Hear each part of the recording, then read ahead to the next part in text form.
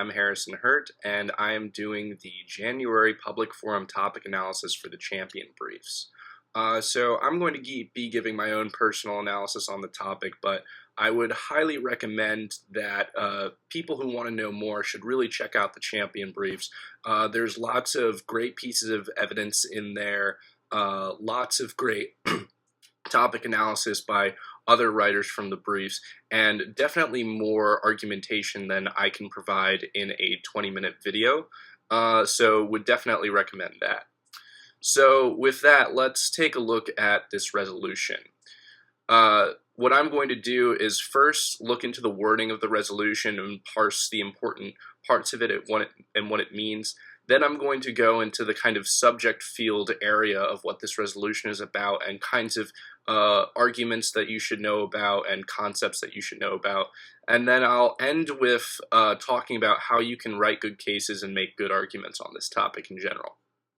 Okay, so let's start off with the resolution first and foremost, which reads, in order to better respond to international conflicts, the United States should significantly increase its military spending. So let's parse the major parts of this resolution, starting with the very first clause, which I think is important because it opens up what is really the central question of this resolution, which is what constitutes the best response to conflict? How does one exacerbate conflict the most or aid conflict the most? And how does military spending play into that? I think that's kind of the central idea and the key of this resolution for both sides to try and figure out. Other interpretations of the resolution that try to sidestep the question of conflict will seem counterintuitive.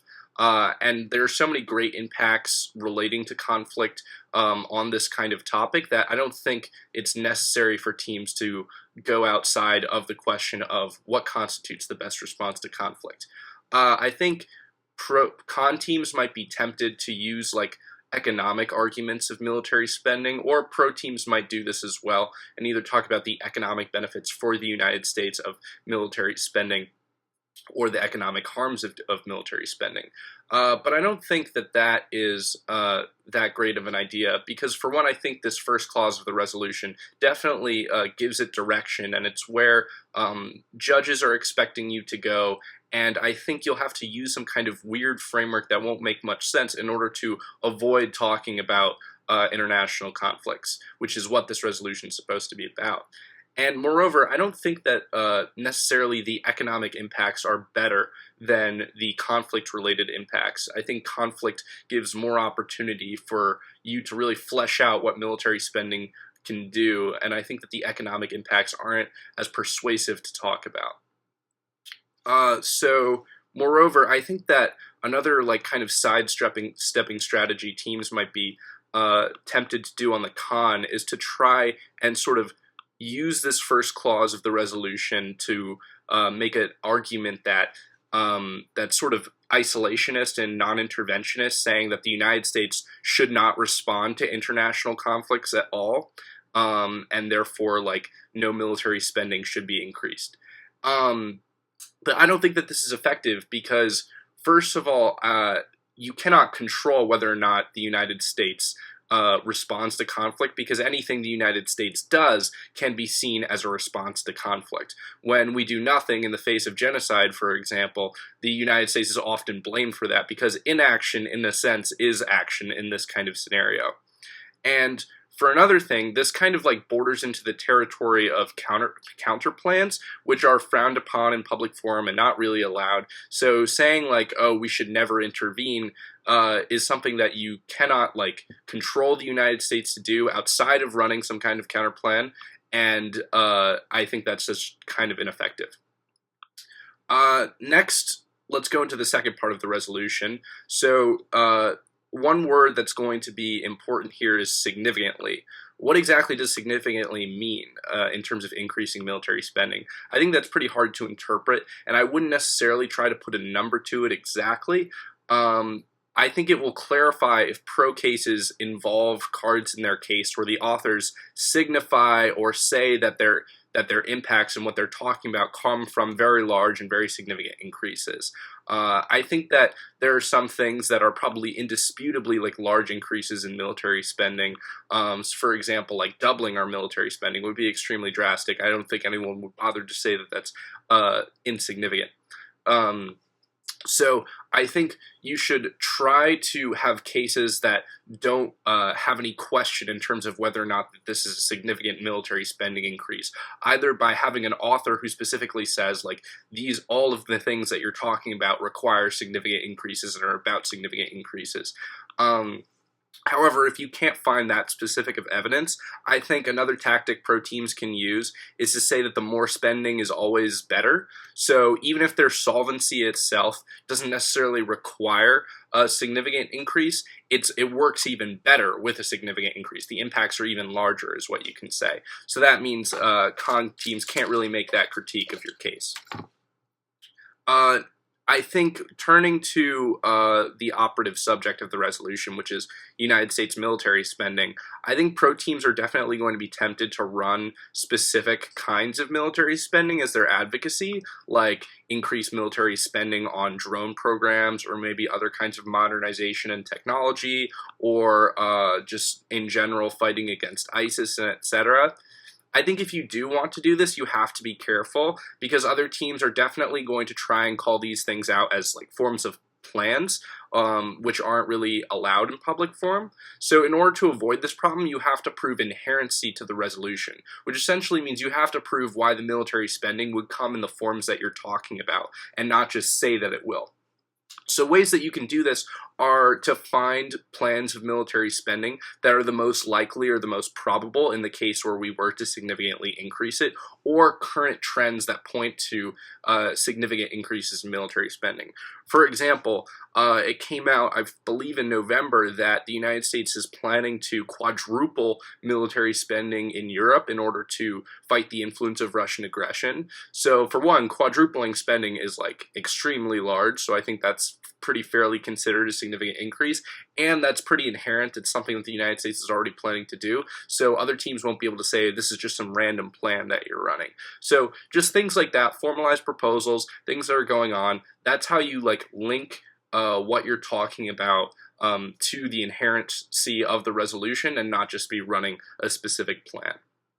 But in general, I wouldn't really recommend this, because I think that it's somewhat limiting to use a specific kind of military spending when the resolution seems to be more a debate about the principle of significantly increasing military spending in general. And so with that, I think if you're running a specific advocacy, that runs you into the danger of facing another team who's using the principal idea and can point to your specific advocacy and say, like, look, even if you prove that military spending should be significantly increased in this one circumstance, that doesn't mean that the principle of the resolution is true. And if I show you that in general, military spending, as a significant increase in military spending would be harmful to international conflict, then it doesn't matter if we should increase it on drones or not, for example.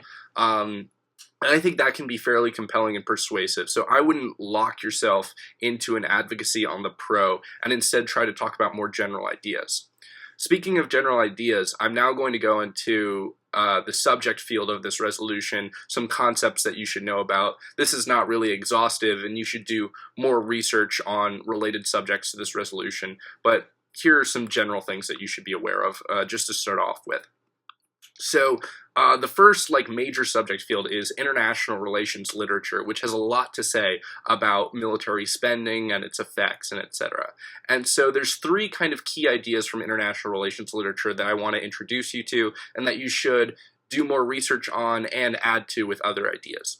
So the first is the concept of the security dilemma, which simply states that actions taken by a state to heighten its security levels, such as increasing its military strength, lead to other states to respond in turn with similar measures, increasing their own military spending out of kind of paranoia and fear, which can produce tensions that create conflict without any state actually intending for conflict in the first place. This is what is also commonly referred to as an arms race, and there's lots of different literature about where this has happened in history, like, does it actually lead empirical analyses of this phenomena playing out and leading to conflict in many different scenarios? So I think this is definitely one good way for the con to make an argument. I think that the pro could also potentially use the concept of the security dilemma with perhaps an argument about how if the United States were to significantly increase its military spending, that would reassure our allies that they themselves do not need to increase their military spending, which means that there wouldn't, like, but lack of United States military spending might lead our allies to get into their own regional arms race with their bordering enemy nations, and that would be a lot worse than the converse, which is the United States just taking over the entire security role. And so essentially both sides have some kind of link into the security dilemma that could be interesting.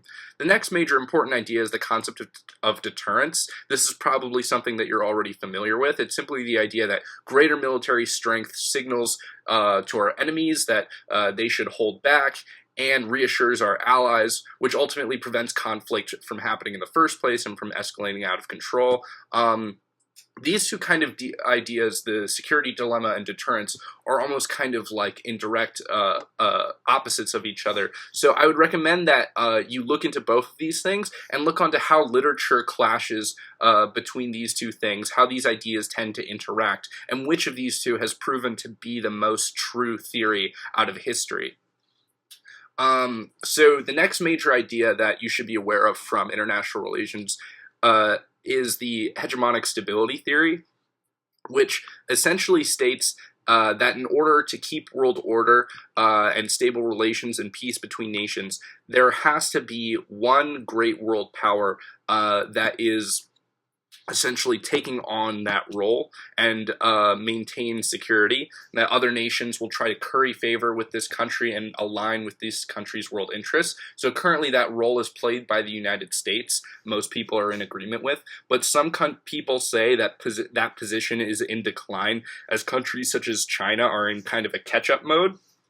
So, and then there's subsequently things that say decline of U.S. hegemonic world order would lead to a total collapse in our current state system and lead to large, massive conflict outbreaks. So I think that pro teams might argue that a significant military increase might stabilize U.S. hegemony and keep world order in place, which would prevent massive outbreaks of conflict.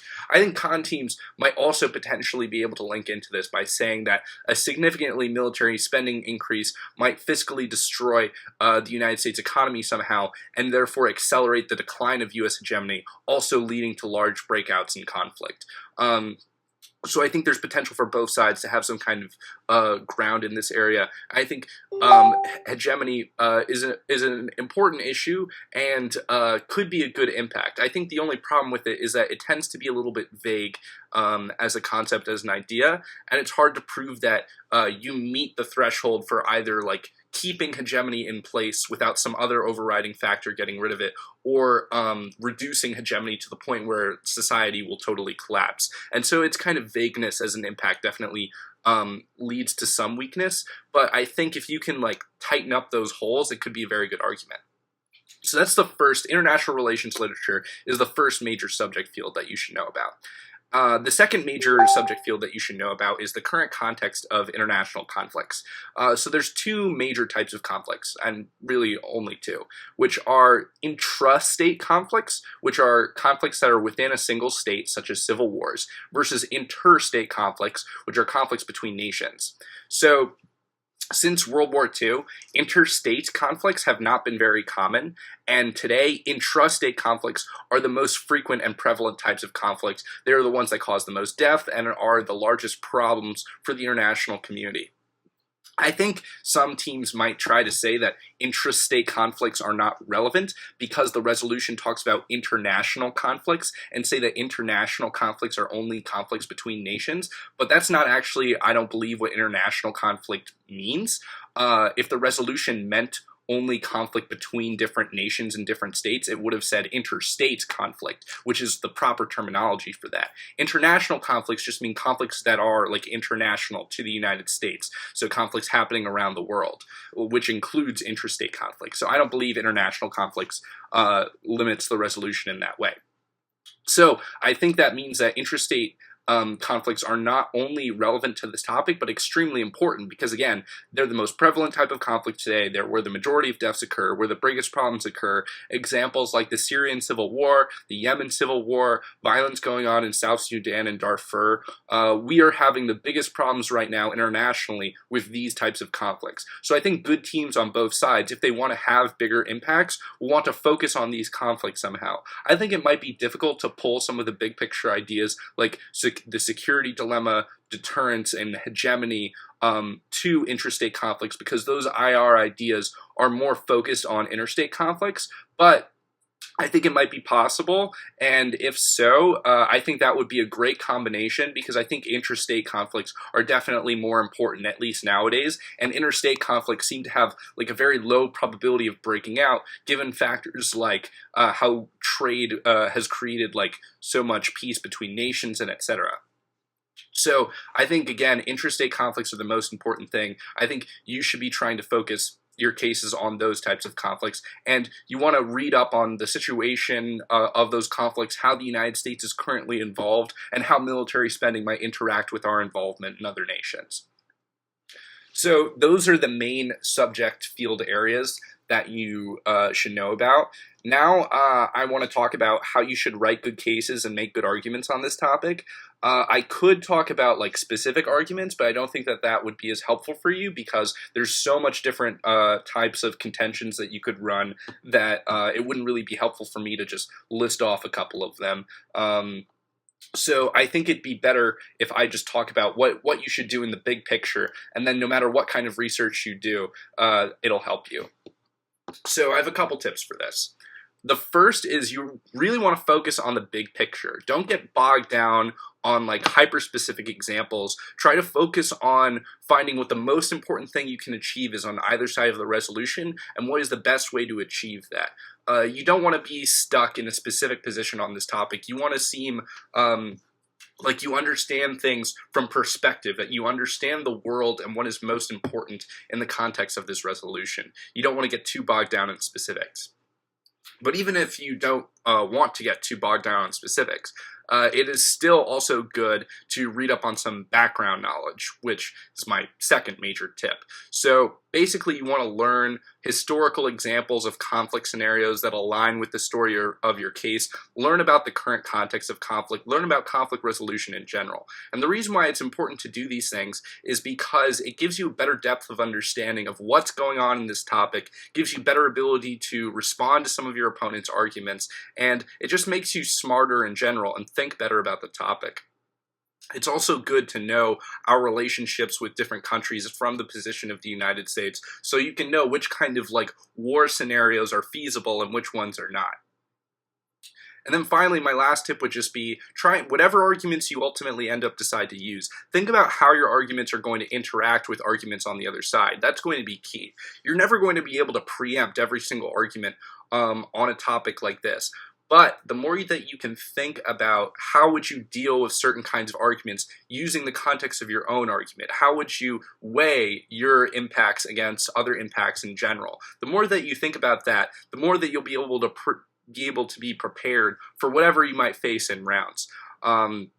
January is a tough month. There's lots of great tournaments, and lots of teams are going to come up with lots of creative cases. So you just really need to, once you figure out your own case, think about, okay, how can I always make this the most important thing?